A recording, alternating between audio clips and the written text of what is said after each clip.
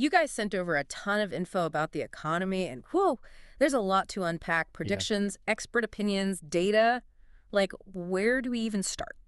Yeah, it's a real mixed bag. Totally. So, okay, maybe the stock market. I mean, it's near all-time highs, right? Right. But, well, it's not quite as rosy as it looks at first glance. Ah, okay. I had a feeling it wasn't that simple. Yeah. See, the market's being driven by just a handful of companies. Uh, The Magnificent Seven, they're calling them. Meta, Nvidia, Apple, Microsoft, Alphabet, Amazon, Tesla. That's a lot of power in just 7 companies. It is. So how much are they actually affecting things? They're responsible for a whopping 28% of the S&P 500's gains this year. 28%. So it's like the rest of the market is kind of just hanging on for dear life. Yeah, pretty much. And that can't be a good sign for stability, right? Well, not necessarily. It's fascinating, really, because their success is almost totally separate from the broader economy. Yeah. I mean, think about it. Their growth is fueled by things like artificial intelligence and cloud computing. Those are game changers across industries. But the question is, can that kind of growth really last? And what happens if it slows down? Right, right. So the Magnificent Seven might be doing great, but what about, like, everyone else? Well, for one thing, let's talk about debt. Uh-oh. Yeah, U.S. consumer credit card debt just went over $1 trillion. And the interest rates on those cards, highest they've ever been. Oof, that's got to sting. Plus, isn't this the same month student loan payments are restarting after that pandemic pause? It is. That's another, what, like $300 a month for millions of people? Right, when everything's getting more expensive. Exactly. And, recessions. Historically, they tend to hit about 11 months after the Fed stops raising interest rates. It's called the lag effect. So what you're saying is a recession could hit right before the 2024 election. It's a real possibility, especially when you look at, all this pressure on consumers and businesses. And we've already seen some cracks in the corporate world, too. Oh, right. Like those stories of companies like WeWork, I think it was, defaulting on huge payments. Exactly. They were valued at billions, Mm, and now, well, you see the headlines. I do. So what happened? Well, many corporations locked in those low-interest loans a couple years back. Now those rates are up. And refinancing at today's rates, oof, huge problem. Like a ticking time bomb. You got it. Okay, so we've got businesses struggling, a ton of debt, and maybe a recession coming. Is there any good news here? Well, it's not all bad news. Remember, downturns can also lead to some amazing opportunities, especially if you're prepared. But before we get into that, we need to address the elephant in the room. The national debt. You got it. $33 trillion. It's almost impossible to wrap your head around. It is. Does it even really, like, affect us day to day? Oh, absolutely it does. Uh, It's simple math, but with huge consequences. Every time interest rates go up just 1%, that adds $320 billion to what the government has to pay in interest. and that money comes from? Well, eventually it's got to come from somewhere. Or cuts to programs and services. That's the reality. That Yeah. massive national debt, it's going to impact your wallet one way or another. Got it. Okay, so things are, well, they're looking kind of shaky. What about the Fed? Didn't they just cut rates for the first time in years? Yeah, they did, but get this. The market didn't really like it. Wait, why? I thought lower rates were supposed to be a good thing. Usually, yeah, but historically, when you see that first rate cut, the market actually dips.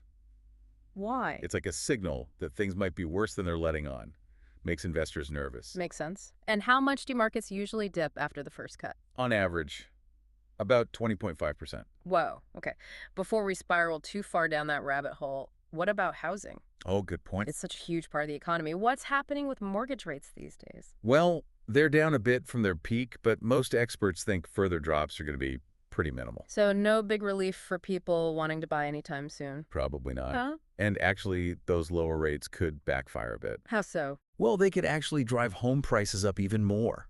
How? More buyers competing for a limited number of houses. Right, and affordability is already a huge issue. Home prices are way higher than wages have been growing. You got it. And then, on top of all that, the real estate industry itself is about to go through some big changes. Oh, yeah. I heard something about a lot of agents leaving the field. Yeah, some experts are saying up to 600,000 agents, that something like 60 to 80% of the entire industry could be on their way out. Wow. Why? Well, it comes down to different approaches to building wealth. You got your sprinters, focused on short-term gains, quick flips. Then you got your marathon runners who are in it for the long haul. I love that. Right. Yeah, And I think that applies to way more than just real estate, too. absolutely.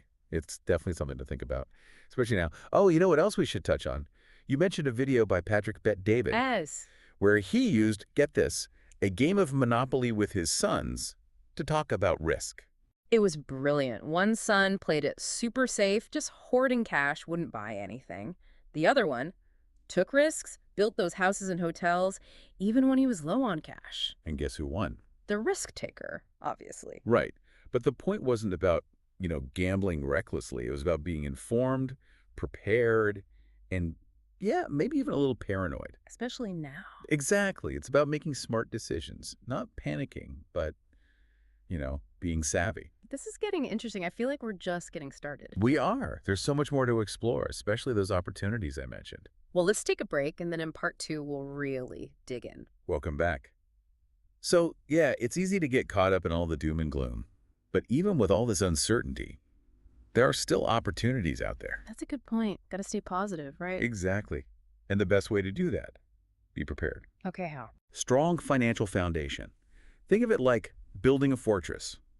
You need a solid emergency fund. Yeah. Got to tackle those high-interest debts and make sure your investments are diversified. Don't put all your eggs in one basket. Right, the basics, making sure your financial house is in order. Yep, and part of that. Being mindful of your spending, now is probably not the time to go on a shopping spree. Makes sense. Be smart, don't overspend, especially when things are so up in the air. Exactly.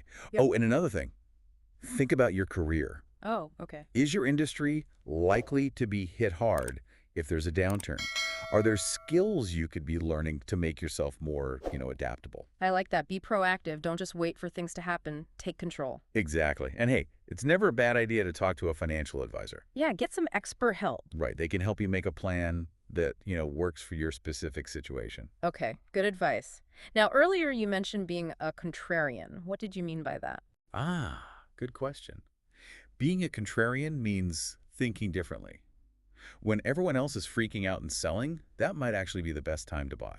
Interesting. So when the market crashes, that's when you see the opportunities. Yeah, you can buy things at a discount, but it takes guts. It does. So where are you seeing those opportunities right now? Well, real estate, for Yeah. one. We talked about that correction. Yeah. That could be a great time to buy if you're in it for the long haul. Remember, land.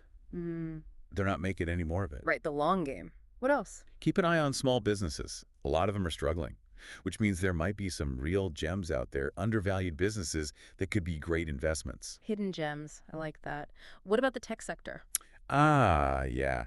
Everyone's focused on the Magnificent Seven, but what about all those smaller tech companies? They might be overshadowed now, but some of them could be the next big thing. Makes sense. So there are opportunities if you know where to look. Exactly. And that's why staying informed is so important. Right. Knowledge is power.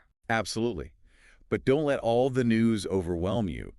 It's easy to get sucked into the negativity, but remember, this too shall pass. It will. The economy will recover, the markets will come back, and we'll all get through this. We always do. Exactly. It's all about resilience, adapting, and learning. So basically, don't freak out, be smart, and don't be afraid to think differently. That's a great way to put it. Well, this has been super insightful. We've covered so much. Maybe you need a break to process it all. Good idea. We'll be back in a few with our final thoughts. Okay, so we've covered a lot of ground, the risks, the opportunities. Mm. But you know what? There's one more thing we really need to talk about, and that's mindset. Couldn't agree more. Mindset is everything. Seriously, you could have the perfect financial plan, but if your mindset isn't right, forget about it.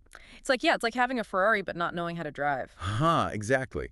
So how do we build that strong, resilient mindset, especially when everything feels so, I don't know, chaotic? It's all about focus. Focus on what you can control. Okay. What can we control? You can't control what the Fed does, right? Or interest rates. Yeah. But you can control your spending, how much you save, what you invest in. Right, take charge of your own finances, even when everything else feels crazy. Exactly. And, it helps to remember that these downturns, they're not weird. They're totally normal. It's like the seasons, You have times of growth, times of contraction.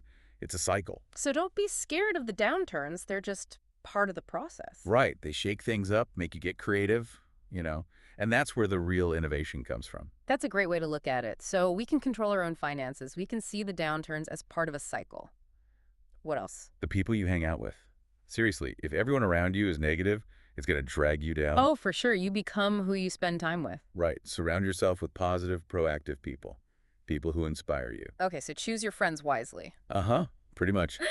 And another thing, stay informed, but don't let it consume you. The news can be a bit much sometimes. It can. It's a balance. Stay informed, but protect your mental health. Got it. Anything else? Oh, and remember, this too shall pass. The economy will recover, markets will bounce back. Yeah, We'll get through this. We always do. that's reassuring. It is.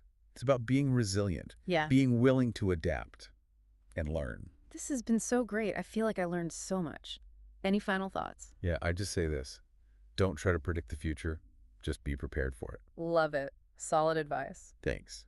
Well, I think that about wraps up our deep dive into the economic landscape. We've covered a lot. Wait, But hey, even if things are a little uncertain right now, remember, there's always opportunity out there. You just have to know where to look and maybe be a little bit, paranoid.